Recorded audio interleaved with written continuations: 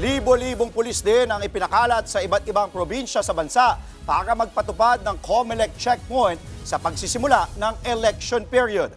Nasa frontline na balitang yan, si Rainiel Pawid. Maagang idineploy ang mga pulis kanina sa iba't ibang lugar sa Cavite para magsagawa ng checkpoint sa pagsisimula ng election period.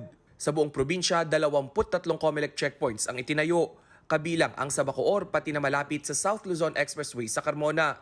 Mahigpit na ipinagbabawal ang pagdadala ng baril. Ang mga lalabag sa gun ban, maaaring makulong ng 1 hanggang 6 na taon at madisqualify sa anumang posisyon sa gobyerno at pagkawala ng karapatang bumoto. Nagpakalat na rin ang malaking puwersa ng pulis sa probinsya ng Bulacan. Katuwang ng mga pulis ang Philippine Army, Bureau of Fire Protection at Highway Patrol Group. Hinuhuli ang mga may dalang baril na walang exemption permit mula sa COMELEC. Sa Malolos City, bahagyang bumagal ang daloy ng trapiko dahil sa checkpoint. Humingi naman ng pangunawa ang mga otoridad sa mga motorista para na rin sa kapayapaan ng gagawing eleksyon.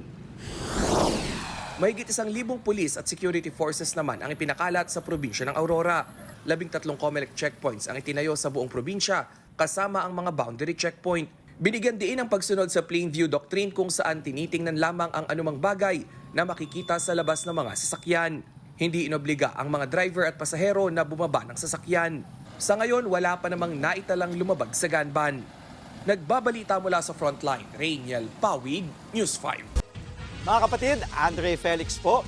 Iba na ang may alam at may pakialam sa panahon ngayon. Para sa tuloy-tuloy na balitaan sa frontline kahit weekend, mag-follow at subscribe sa social media pages ng News 5.